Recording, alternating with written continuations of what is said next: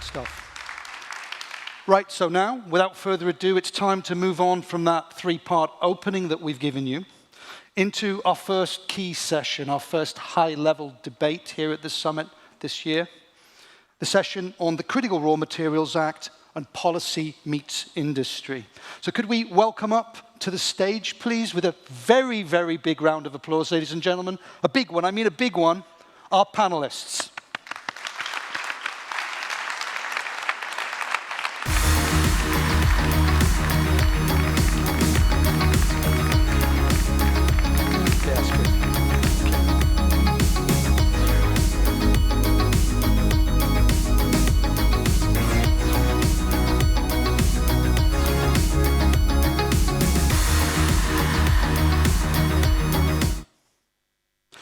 Some of you know me, I like to set clear expectations, ladies and gentlemen. With a sold-out summit, I'm hoping we're going to have very big levels of noise in the applause phase as the day goes on, so work with me on that. So let me introduce our panelists then from left to right, representing the European Parliament and Vice Chair of the Intercommittee, Anna-Michelle Asimakopoulou.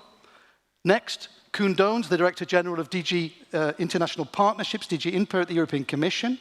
We have Jan Moström, the CEO of LKAB and Euromines President. Next to him is Sinead Kaufman, the CEO of Minerals at Rio Tinto. And last but by no means least, joining us again after his keynote, is the CEO and Managing Director of EIT RawMaterials, Bernd Schäfer. So let's get straight down to things then. I'd like to bring up a slide, if I can, just highlighting a little bit our targets, to remind our audience about the targets of the Critical Raw Materials Act. Now, some of you are familiar with these, but let's not assume we all know them clearly. So let's just recap. What have we got? We've got the extraction capacity cover of at least 10% of the EU's strategic raw material consumption. On processing, it's at least 40%.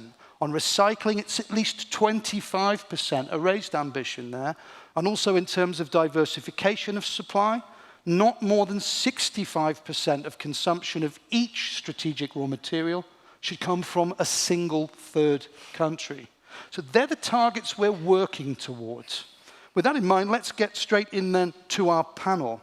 Anna-Michelle, I'd like to start off with you. Now, obviously, as a member of the European Parliament, you've made, and I'd like to congratulate you for the key contribution you've made on the negotiations for the swift adoption of the Critical Raw Materials Act. And I know you've been very clear. We've had this debate together in previous dialogues in Brussels around how now we really have to focus on getting it done, on the implementation. So with that in mind, my question to you, what do you see as the priority actions at the EU level to make sure that we really do make a success of implementation? Thank you, David. And firstly, let me say, wow, what a crowd. And congratulations to the organizers, and I'm really honored and pleased to be here. So I'm going to harness the good energy that VP Šefčovič noticed in this room and start with something positive, which is that the Critical Raw Materials Act shows that the EU now has a clear understanding of the issues and also has made this a political priority. So we've delivered a piece of legislation, as you said, David, pretty quickly for Brussels time. And we already are seeing key parts of this being implemented, with the platform having opened for strategic partnership, for strategic projects a couple of weeks ago, and also, as Mauro said, with the inaugural meeting of the CRM board next week. So things are moving. And now I come to the big however. We can't see the CRM Act as an end game. The CRM Act is only a starting point. And as you correctly pointed out, David, the name of the game now is implementation. So you've asked for my concrete suggestions.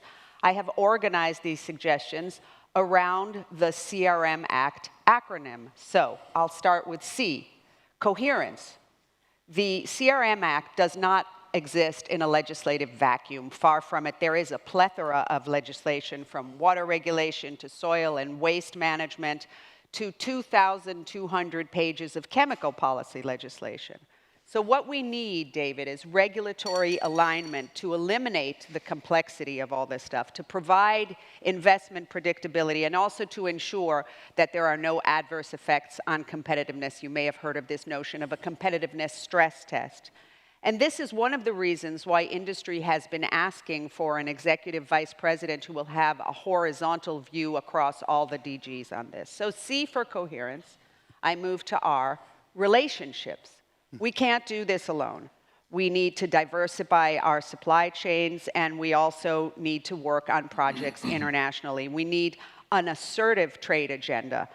We've had some strong commitments in the Chile new FTA, but we have to move on Australia, we have to move on Mercosur, and that, frankly speaking, having been on INTA for 5 years, that will require some, let's say, strong trade-offs elsewhere as our partners come to understand the leverage they have because of their resources. And of course, we need to strengthen our trade defense measures to keep the playing field at a level and to keep our strategic minerals in Europe. So, C for coherence, R for relationships, I move to M. Money, of course. In a nutshell, this is what we need. We need stronger, simpler, and output-based European-level funding.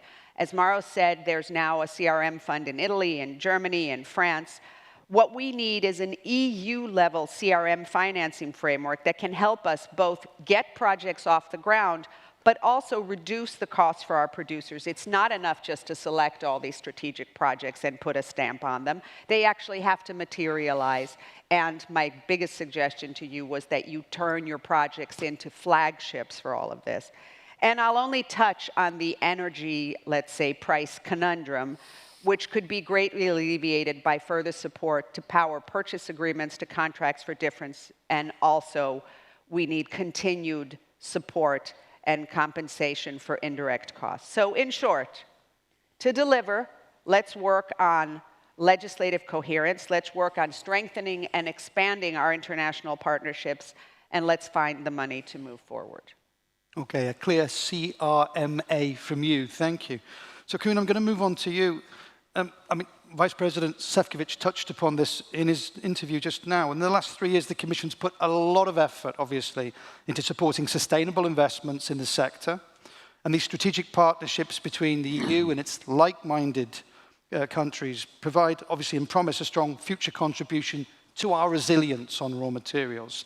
So in terms of questions, how do you see these partnerships in the framework of international cooperation contributing to Europe's supply security? And what can we expect on that optic moving forward? And where do you want us to be in the future? What's your vision for this?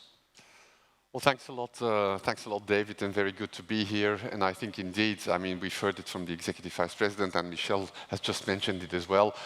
We will not be able to do this clean tech transition towards zero carbon without partnerships with countries in the rest of the world. And even though a lot of efforts and a lot of things can, should, and will be done in Europe, it cannot be done without partners. And that's what we have been focusing on as of late with a multitude of players indeed. And that's really the focus now, is how can we drive these partnerships in a way that ultimately will both help Europe secure the supplies it needs, but to do it in a sustainable way, which automatically means to do it in a way that benefits our partners as well. And so to a certain extent, what we do on critical raw materials is a perfect match with a much broader agenda we are pursuing with partners, with emerging markets in developing economies under Global Gateway. It's to build these kind of investment partnerships that ultimately help Europe strengthen its strategic autonomy, but while doing it, also reinforcing the industrial base, the capacity of our partners and their role in the global economy. So it is about basically diversification of supply chains, and in doing so, reinforcing both sides of the equation. If I apply that to critical raw materials, we have been looking at a set of partners, and we have been concluding a number of strategic partnerships. The EVP has mentioned a whole series of them. We've got 12 of them that are concluded. We have been developing on the back of those strategic partnerships a number of roadmaps that actually translate these political commitments into reality. But of course, the ultimate game is about identifying real assets. It's about identifying projects in which investments can flow and that ultimately create that link between the development of our partner countries and Europe's security of supply. And that's actually the focus on which we are now. What is very important, and it links up with our legislative framework in Europe, and actually with an agenda that should ultimately not be driven by public money and public investment, but by the market, is that we link this up with Europe's legislative framework, and therefore with what needs to be done to do it in a sustainable way in partner countries. So we will build an offer, we are building an offer that is of a different nature than some of the other offers that are out there. We will obviously have top attention for the whole ESG environment. We will be working with local labor force. We will be supporting partners on building their legislative regulatory frameworks. We will be doing capacity building. We will transfer technology. We will work on research and innovation. For a multitude of partner countries, actually geological surveys, actually knowing what they have in their soil, is still a lot of work to be done. And if I then look at the room that you have next door here, where you have a multitude of European companies that are actually at the high end of technology that can offer a lot, whether it's about surveys, whether it's about extraction, whether it's about processing, refining, and so on. We are lining all of that up. And that brings me to my final point, and that's the hardest thing to do, is it's nice to identify strategic partners.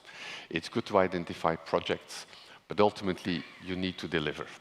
And to deliver, that requires, notably on the European side, an alignment of a multitude of players. We have our private sector players, of course, we have our member states, we have the export credit agencies, we have the development finance institutions, we have the lending, the blending, the guarantees, and the grant funding we can mobilize. And this is actually what we are spending most of the energy and time on now, is to actually get this Team Europe set of actors with all their different tools, with all their different financial means, with all their different know-how and expertise, to get them to act together.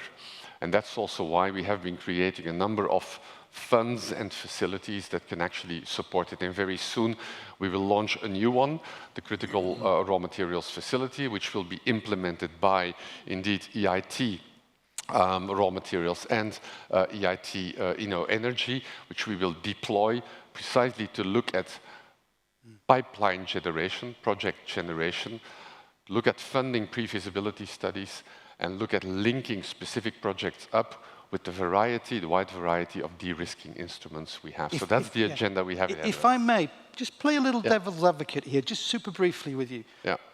What you're saying, for me, I take it on board. I think we all hear the messages you're bringing about this need to bring together all the actors. But when I think about the time element, and I think about the coordination required to move this democratic system forward, in competition very often with less democratic stakeholders, if I could just ask briefly, do you not see a slight risk that our time to action might not be as fast as it needs to be? Well, I think, first of all, we don't have a choice, in the sense that we have legislation in Europe, we have demands in Europe, which basically means that we would not be able to do it otherwise. But secondly, when I speak to partners in Latin America, in Central Asia, in Africa, actually, they want action for sure, but they see that the offer that Europe brings comes with sustainability, comes with benefits for them that they do not get in the same way from other actors. So is there a problem with the offer we bring? Actually, no, not at all. It's beneficial for our partner countries as well. So the challenge is not there. The real issue is, can we move fast enough? Now, if I look at what we have been doing over a relatively short time span with partners, if I look at the business missions we've organized, I mean the Team Europe missions basically, with the industry, with governments, with the export credit agencies, with DFIs to Argentina, Brazil, Chile, Bolivia. If you look at the talks we are having in Africa with Zambia, the DRC, Rwanda, Tanzania, if I look at the discussions we're having with Kazakhstan and Uzbekistan, every time combining both Europe's industrial power, the technology and the different financial players we have at European level and at member state level, actually, I think we can make it. Is it easy? No. Well, it never is, the business in which we are, but that's why that's what we're paid for, to make sure that this happens. So that's the energy. I mean, you refer to energy in the room. We will need that energy in the room to get the show on the road and moving. But if I look at where we come from and where we are now, I'm actually pretty confident we can do it. Clear. So it's one of my adages that I often repeat: challenging but necessary. Clear from you there. Yeah. Speed is needed, urgency is needed. But I've taken from you, and I think we all have very clearly, that from your side, Europe has a really good offer to make on partnership. Okay, Jan, transitioning on to you then. I know that Euromines has recently published its manifesto, which urges the European Commission and European actors, indeed. I read that. You got it with you. It urges European actors to strengthen Europe's raw materials supply. And you put forward a 6-step strategy there to unlock extraction in Europe. Can you give us the big picture of that, particularly with a focus on what's urgent, what's needed with speed to make sure that we can really deliver from the extraction perspective? Yeah, but perhaps before I start with the 6 steps to European resilience in critical raw materials, we identified actually 3 ways to strengthen the European raw material supply. Enabling and maintaining, license to operate. We will have to have a focus on that license to operate. It will be crucial. We also need growing and investing. What's that mean? A competitive framework. We also need, and we are, being responsible, which means that we have to recognize operational ESG excellence. If we come into the 6 steps to European resilience, what we have suggested is an executive vice president responsible for Europe's industrial future from day one. We have the comprehensive industrial policy, deliver an EU industrial deal which may maintain environmental objectives. The third part is think raw materials check. Check all current and future EU legislation on CRMA needs via efficient impact assessments. Industrial-centric policy review. Conduct retroactive regulatory review to balance competing environmental priorities. Competitive framework conditions. Foster an efficient level playing fields between EU and non-EU industries based on regulatory predictability and cost competitiveness. Increased access to finance. We always end in the finance. Enlarge the EU taxonomy to include mining and reform state aid provision to unlock investments. What I say is the highest priority is license to operate. To get a coherent framework for our difficult process to get our environmental permits without any implications in having a very good environmental track. So I would say this is absolutely the most important part. Okay, clear from your side. Sinead, I'll move on to you now then. I mean, as Jan's just clearly underlined, social license to operate is a key element, as is securing necessary investments for the extractive sector, including for companies, of course, like Rio Tinto. At the same time, obviously, if we want a viable market for our products, we still need to level the playing field, as was noted, with our global competitors, particularly including state actors, of course. So what primary challenges are you facing from the Rio Tinto perspective to make sure that you've got the social license to operate and that you can keep that competitiveness on the global level? And how confident are you that we can actually address these challenges? Yeah, thanks. I think to give a bit of context on that answer, I mean, Rio Tinto as a company is 151 years old and started mining in Spain, originally at Minas de Rio Tinto, hence the company name, in a mine that had been operating since the Phoenicians. And so when we talk a long-term industry, we really are talking about centuries, not decades.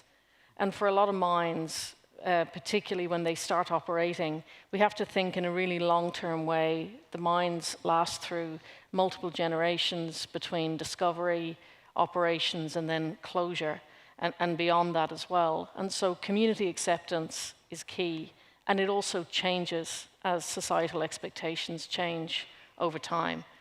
And I think for us, you know, in the industry, I think, you know, we don't always get it right. We never hear about when we always hear about when we get it wrong. We never hear about when we get it right. And that's an important part industry has to play now, is to really make sure that when we are looking at permitting mines, and we heard from Vice President Šefčovič that the timeframes of those will be quite clear, which helps. We also have to make sure that we start to work early with communities, but also that we're very clear that those timeframes are not a shortcut, and the quality of work that's done and the international standards that are met have to be consistent wherever we're working. And maybe a good example to give is a mine that we're opening in December this year in Argentina, which is a lithium project that we bought 3 years ago. And the company that we bought it from had spent a decade developing the technology to extract lithium. What Argentina has provided is a really clear framework on environmental standards that are unwavering, on an expectation around employment, on training, on investment, and fulfilling all of those requirements, as well as doing our own work on free, prior, informed consent, has meant we'll be mining by December this year. So that process is very clear. It's also very strict, and it's not compromising, but it's a clear process that you can follow. I think for CRMA, to me, it's a really exciting start of a journey to be able to come back to Europe's really long legacy of mining. You know, I studied mining in Europe, and when I graduated, we did a 2-week tour of mines across Europe. I'm not sure you could do that, or you certainly couldn't spend 2 weeks touring around mines. And we've just got to remember that Europe has a lot of those technical skills and institutional knowledge, and a lot of the expertise around processing globally came from here in the first place.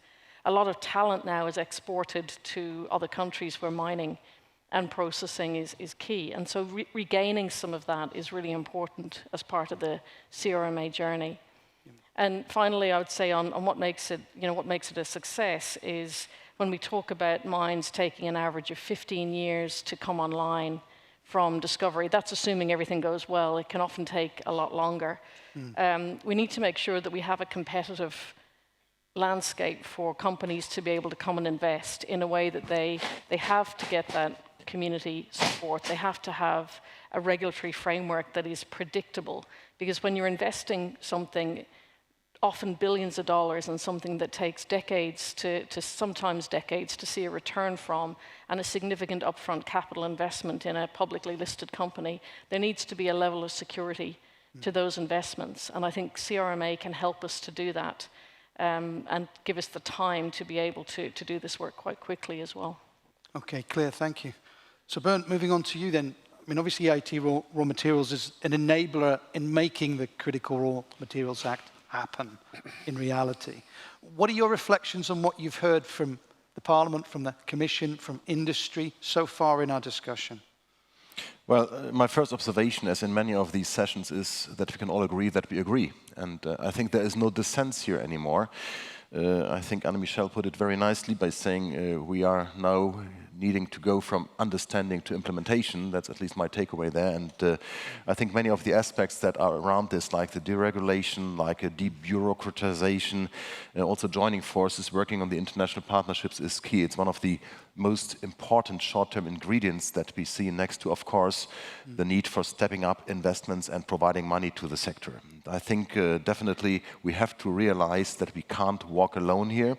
The raw materials game is a global scramble for raw materials, and that means we have not only to look at how we can open in the quickest way most mines as possible in Europe, as like, for example, in the Eurometaux manifesto clearly stated that there is the need to open additional mines in Europe, but we have to work in parallel on the international partnerships. I think DG INPA is a very important player in here, and I'm happy that we are having this discussion and we are actively interacting here with DG INPA. The key question for me, and this is always on how we put the equation? How can we equate the needs for raw materials going forward? How much of which kind of raw material is needed by when for the green transition from a fossil to a non-fossil industry to decarbonize industrial ecosystems? And how do we translate this into also a timely activity that addresses the international partnerships short-term, the long-term still mining needs in Europe, which will be under scrutiny to what extent they can be really implemented by shortening the permitting times, and what can be done also by other activities, kind of also technology and also de-raw materialization, as we are working also on finding solutions to this equation by finding solutions for raw materials. Like, for example, we are having a project where we are talking about stainless steel without nickel. Yeah? So you wouldn't believe this, but nickel is a scarce raw material, and we have been finding a solution with an important player in this sector to take nickel out of the stainless steel. So of course, everything goes together, and I fully agree that when we are looking at what does it take on the social license to operate, what does it take also on the public acceptance, what does it take on the entire narrative of the sector, I think we have a good story to tell. And this aspect oftentimes comes far too short. I believe that not only based on the existing foundation of technology that we are having, there's a strong foundation, but there's a very strong foundation also to promote the social license to operate by creating industry-wide a totally different narrative, where I think our sector can still learn and do also many more efforts to ramp up a more positive perception of the sector. If you think about what the oil industry has been doing in the 70s compared to what we are doing in the sector today, I think there's a gap to close, and definitely we have to tell a good story also for the next generation, so incentivate younger generations to also get engaged in education for raw materials. We are complaining about skills gap in the sector. We are complaining about not enough miners being educated every year.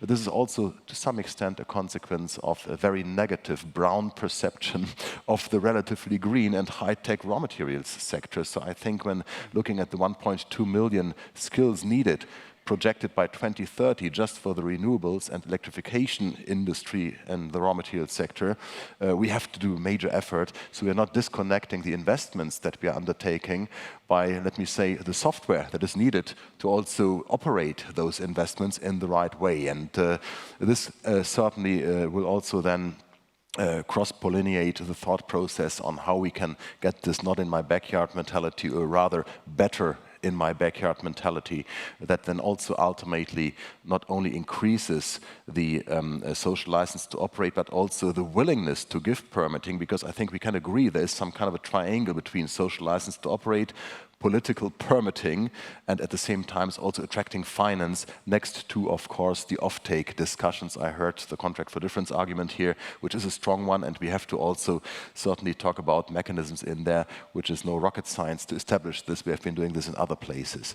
So I think at the end of the day, Europe's perspective, and I think also the global perspective for the raw materials sector, is much more positive than it's being perceived across the board. I think we have many very good activities underway, EIT Raw Materials and IRMA. We have a very strong pipeline of raw materials projects that are here and that are waiting on the parking spot to get financing. So now let's really make it happen and engage together with policies, with also industry, with financiers to get those projects to financing. I think we have very great opportunities in the international partnerships. It has been mentioned about the current and recent partnerships that we're undertaking internationally. We will have talks around this summit with separate countries from Africa, also from the Central Asian region, from North America, about opportunities, how we can join forces here. I certainly believe there's also a huge potential in the recycling activity, so let's also not forget the entire circular economy, where there is a huge momentum that we need to create now, although what has not been mined cannot be recycled. That's clear to everybody, but we need to build the foundation on a functioning circular economy today, so we are prepared and also expand our technological and know-how leadership here to an advantage of Europe's competitiveness and ultimately employment and prosperity. So I think that's from my point the major takeaways from the great interventions here, and I'm very happy to have this very diverse mix of panelists together with me here talking about this topic. Yeah, thanks, Bernd. So I want to bring things together now. I think we've reached more or less the end of our time budget for this particular session. So I just want to get, if I can, some closing reflections and maybe a takeaway comment for our audience from each of you on our focus here of the vital elements to get right in implementing the Critical Raw Materials Act. So I'd like to go, Jan, first to you, just for your brief takeaways. Then Sinead, I'll come to you. Koen to you, and last but not least, Anna-Michelle, I'll come to you, okay? Yeah. So Jan, please. What I think is important, as you said, Bernard, is how to balance public acceptance and overriding public interest. We want to be at the public acceptance, but we also have to have a permit process that endorses that we actually contribute with a very sustainable mining industry within Europe. So that will be, I would say, the trick, and we have to join forces, really to join forces, to explain that mining within Europe is the most sustainable way to produce these types of materials, and it's also fundamental for a competitive value chain where it all starts with raw materials producing energy, electricity that produce more raw materials that produce all other products within the European industry. Okay, thanks, Jan. And Claire, Sinead, on to you. You know, my closing comments would be it is a really exciting time to be in mining when the demand for materials that are needed with a real purpose to decarbonize the world are so clear. It doesn't really matter what numbers you use, they're all at a significant increase in things like lithium, in nickel, in copper, in graphite, and cobalt than we need today. However, Europe also has some of the highest standards from an environmental compliance perspective, so we need to be proud of that, and we need to make sure we leverage those standards to work sustainably to grow new mines, and also to consider the technology that already exists in Europe on recycling, on processing, and that we can use to bring together a really exciting chapter in the next 100 years of mining in Europe. Indeed, you tell a long story. I like that. Like you, I studied geology as my first degree, and I've got that deep passion for mining I can't get rid of, and it comes across so strongly. Thank you. Koen, on to you. Well, I think, for me, I think the joint sense of how important it is and the sense of urgency, for me, the top priority now is to use that, actually, to do what needs to be done. And we know that a lot of what needs to be done pushes a number of players out of their comfort zone. If I look at some of the markets we're looking at, they're frontier, they're difficult. Unless we now use the sense of urgency to get out of the comfort zone, we won't be able to make it. And that's my key purpose. It requires granularity. That's what we're working at, and it requires teaming up of a number of actors on the European side, but also, and I did not mention that, of course, there's a whole G7 dynamics, the Mineral Security Partnership, the work we're doing with the Americans and with a number of the others, and I think that by creating this kind of coalition, I think some of these more difficult things out of our comfort zone can actually be done. So for me, that's top priority now. Use the urgency and the importance to do exactly that. Okay, momentum with focus, very clear. Okay, Anna-Michelle, coming on to you. Well, I spoke inspired by the CRM acronym about coherence, about relationships, and about money. So that leaves the A.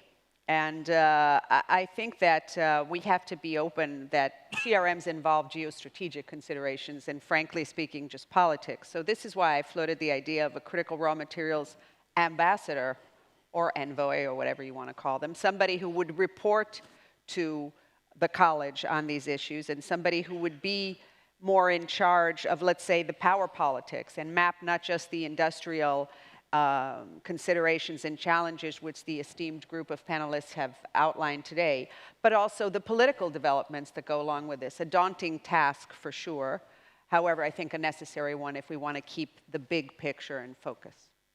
Okay, thank you very much, ladies and gentlemen. Could we offer a huge round of applause for our panelists, please?